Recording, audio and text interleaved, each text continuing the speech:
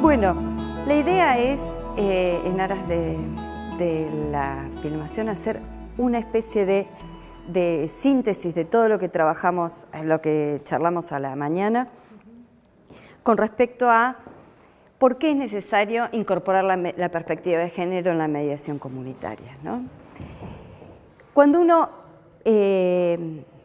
tiene la experiencia de llevar adelante un centro de mediación durante 4 años, discriminando estadísticamente quién solicita la mediación, quién es requerido para la mediación, tiene la obligación ética y probablemente política también, de hacer el análisis de esos conflictos, cómo están impactando. O sea, los conflictos no impactan igual en varones que en mujeres. Los conflictos mayoritariamente son traídos por las mujeres, y las posibilidades que se abren para que las mujeres sean las que primeras demanden del servicio de mediación comunitario son múltiples.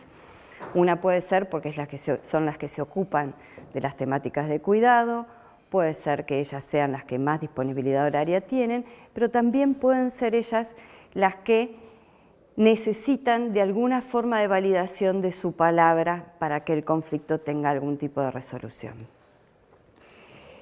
La otra cosa que pudimos ver es que la mayor parte de los requeridos son varones, y que en general se llega a mayor nivel de acuerdo siempre que haya una mujer en la mesa de mediación, no como mediadora, sino como parte.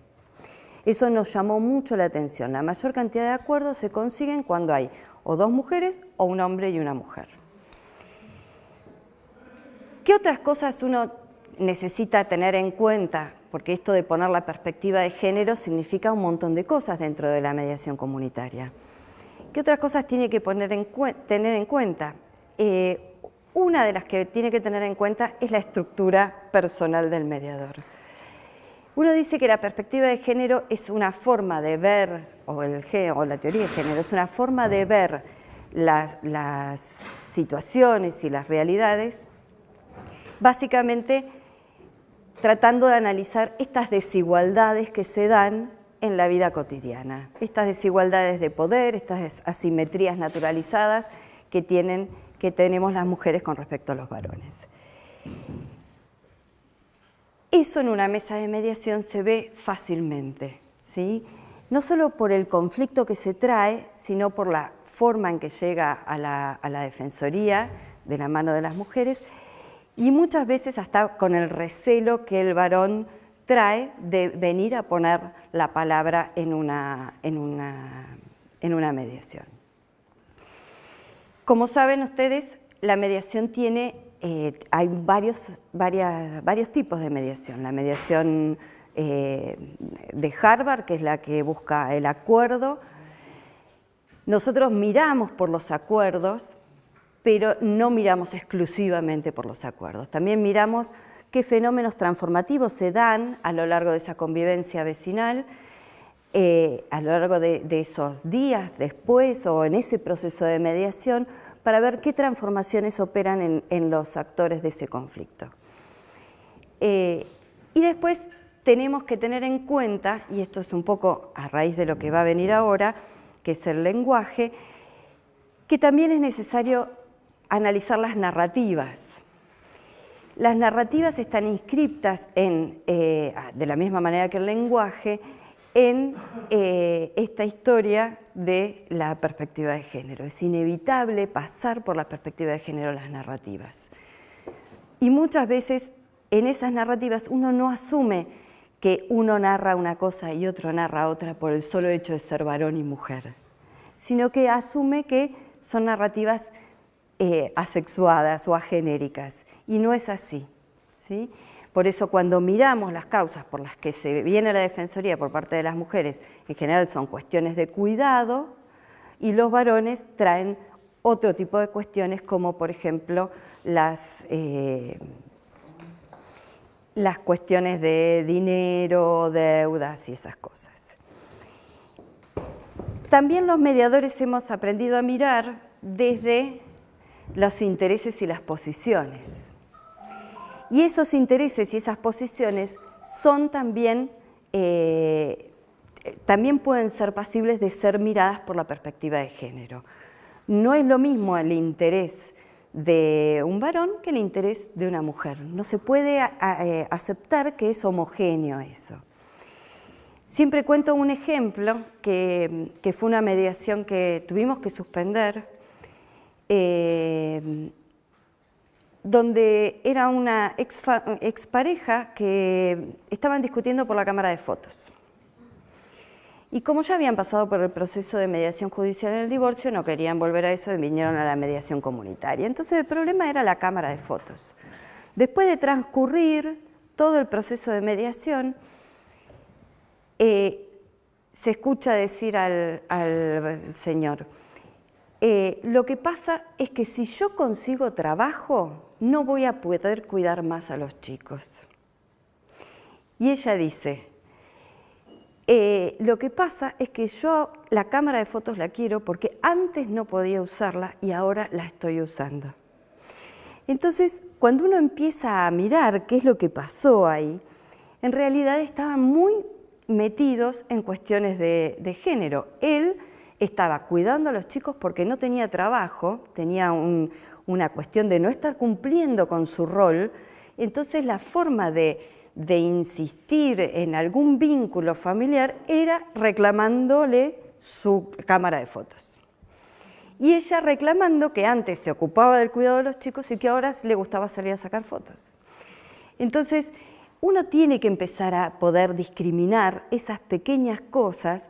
La tuvimos que suspender porque el señor se empezó a sentir muy agresivo, básicamente porque no estaba cumpliendo con su rol masculino, que era de proveedor.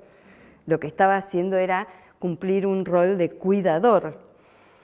La tuvimos que suspender, la fuimos a trabajarlo en privadas y a través de las privadas pudimos ir coincidiendo en algunos puntos de acuerdo y llegaron a la conclusión que el problema no era la cámara de fotos, ¿no?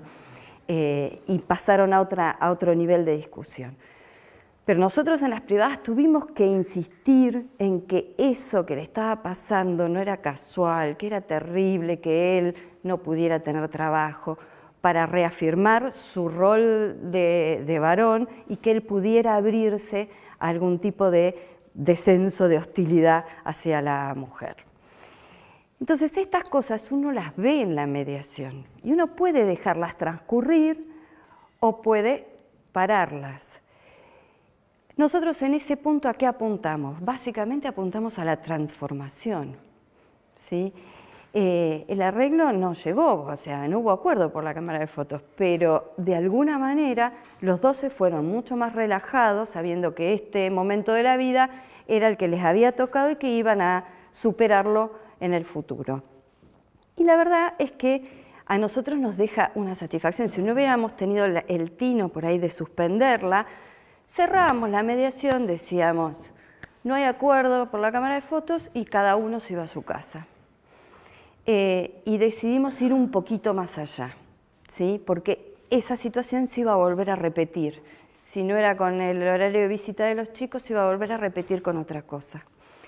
Y el hombre bajó su nivel de violencia, la mujer accedió a determinadas necesidades que tenía él, pero de alguna manera nos permitió transcurrir con esa mirada de género, sabiendo lo que le pasaba a uno y lo que le pasaba al otro. Si uno no lo analiza, por ahí no se ve, ¿sí? Entonces, para nosotros, mirar desde la mediación comunitaria, desde la perspectiva de género, es una obligación ética, porque los intereses no son homogéneos, porque las posiciones están muy cristalizadas en los roles de género. Cuando el varón dice, no, lo que pasa es que yo hoy no tengo trabajo y por eso cuido a los chicos, pero después si yo consigo trabajo, ¿vos qué vas a hacer? Estamos claramente en una crisis de su propia masculinidad. Entonces, de alguna manera, el poder ver eso significa que el mediador tenga perspectiva de género, el mediador o la mediadora.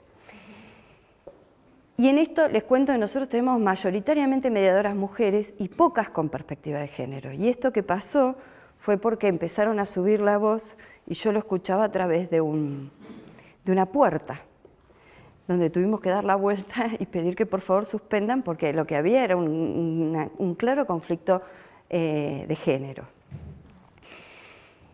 Entonces, el mediador o la mediadora tiene que poder ver eso. No quiere decir que uno se ponga a militar las cuestiones de género. Uno tiene que saber.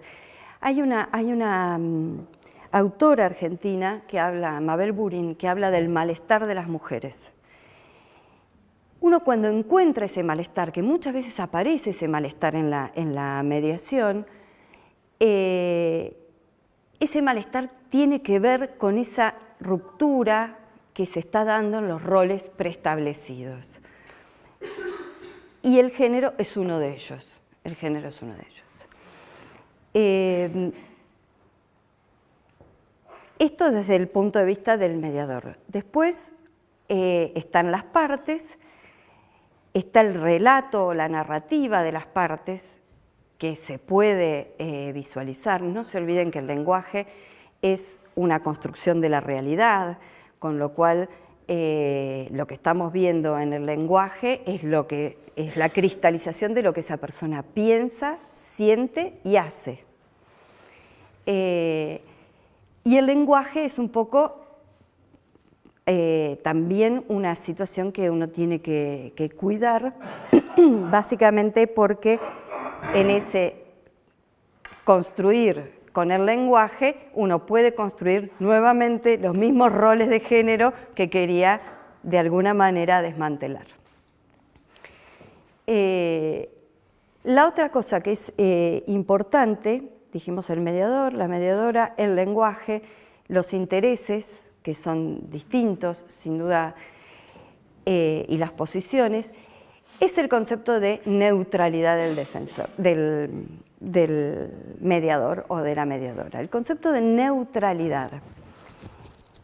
La verdad es que a mí me cuesta pensar en que el mediador es un tercero neutral, porque el mediador o la mediadora de alguna manera está inserto en los mismos parámetros, en los mismos roles de género, en el mismo contexto cultural, en el mismo ámbito y en la misma sociedad que las personas que traen el conflicto. Así que a mí la neutralidad, me gusta más el concepto de imparcialidad, de no ir para un lado ni para el otro, que el de neutralidad. Después está el tema, bueno, que lo tratamos a la mañana, de las tipologías de los conflictos, ¿sí? Uno sabe que los conflictos inevitablemente impactan distinto en varones que en mujeres. De manera que es muy importante saber qué tipología de conflicto estamos viendo, qué nivel de violencia. Obviamente la violencia no se media, se median las conductas que llevan a la violencia, pero uno tiene que ver claramente cómo se ponen en juego estos roles de géneros que vimos al principio en el contexto de ese conflicto. Cuando nosotros armábamos el servicio, para nosotros era muy importante poder distinguir las tipologías de los conflictos y cómo iban llegando y cómo se iban desarrollando.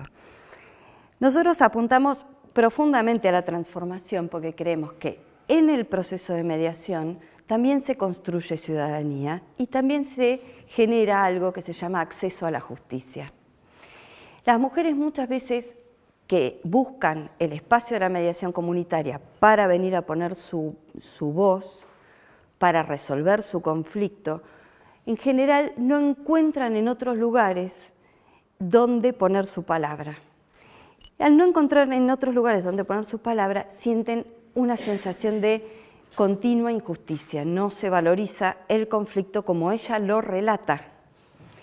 Y al no valorizarse el conflicto como ella lo relata, no se le da relevancia y no se resuelve. Y eso lo vive en general, en el ámbito vecinal, en el ámbito comunitario, se vive como una tremenda injusticia. Entonces, la mediación comunitaria inevitablemente es una forma sencilla de acceder a la justicia social que esa persona necesita, para tramitar el conflicto. La otra cosa que pudimos ver es la construcción de ciudadanía. Cuando la mujer llega diciendo no hay derecho que mi vecino me haga esto, nosotros en general en la Defensoría recibimos primero a las partes y después hacemos la mediación.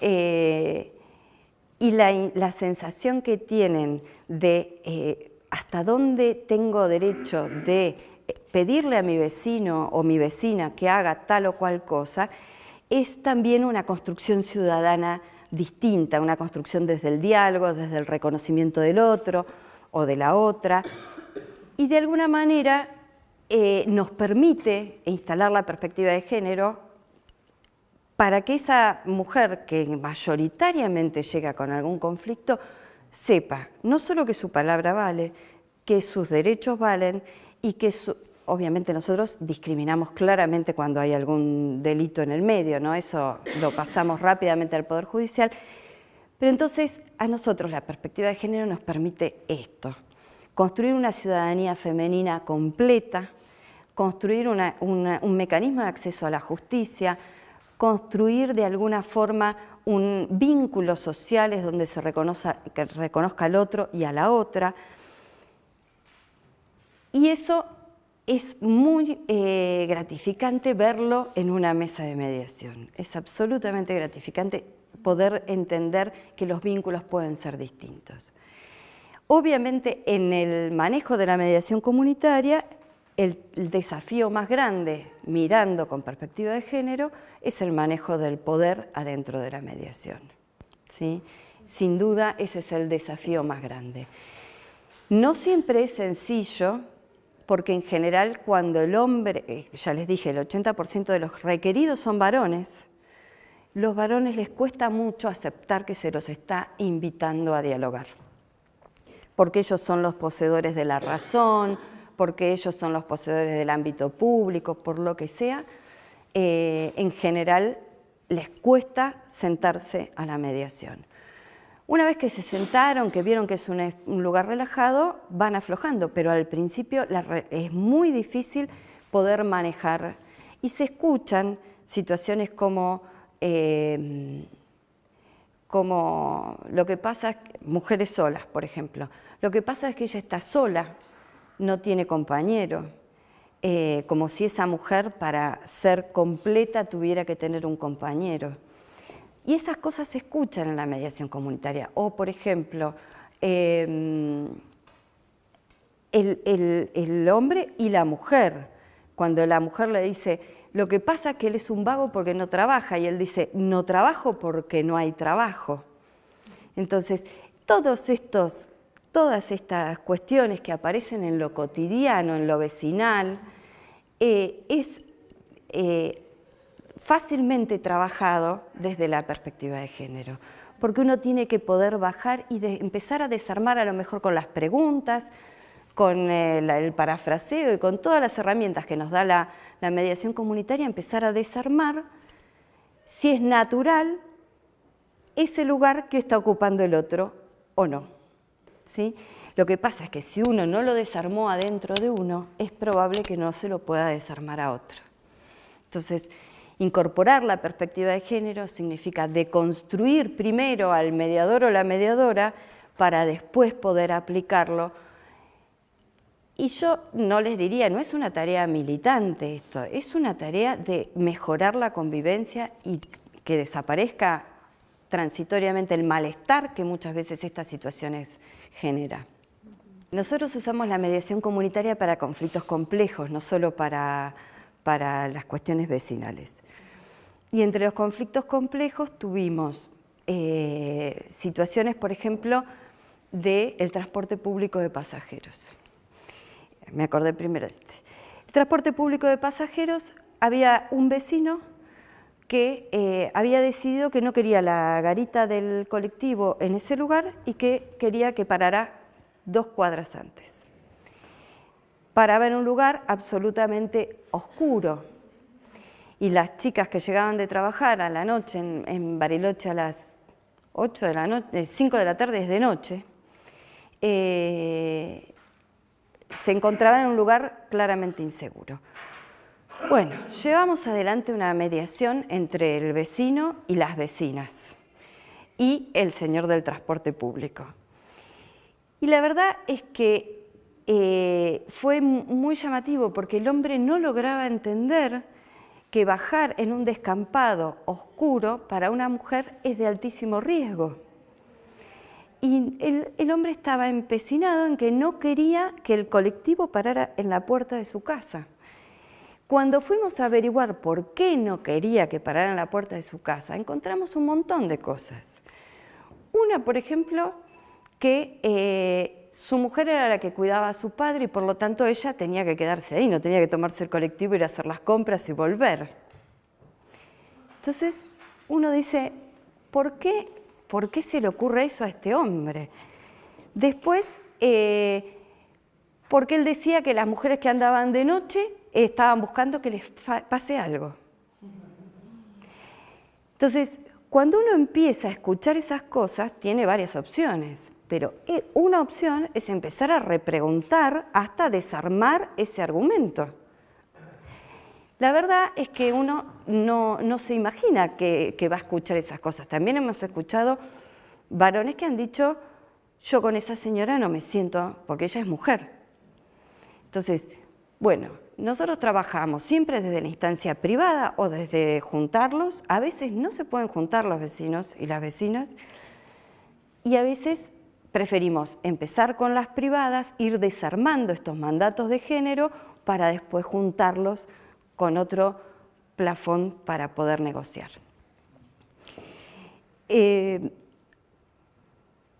Después, los otros conflictos que tuvimos fueron conflictos de violencia, por ejemplo, de violencia laboral. La mayor parte de los conflictos de violencia laboral que tuvimos, que llegaron a la Defensoría del Pueblo, municipales, fueron de mujeres. Y casi todos muy vinculados a el reconocimiento del trabajo que estaban haciendo, la posibilidad de aplicar a un cargo mejor, y eso llevaba mucho malestar en las trabajadoras y terminaba generando situaciones de violencia laboral. Nosotros eso tratábamos de trabajarlo en forma separada para poder ver en qué momento se los podía juntar.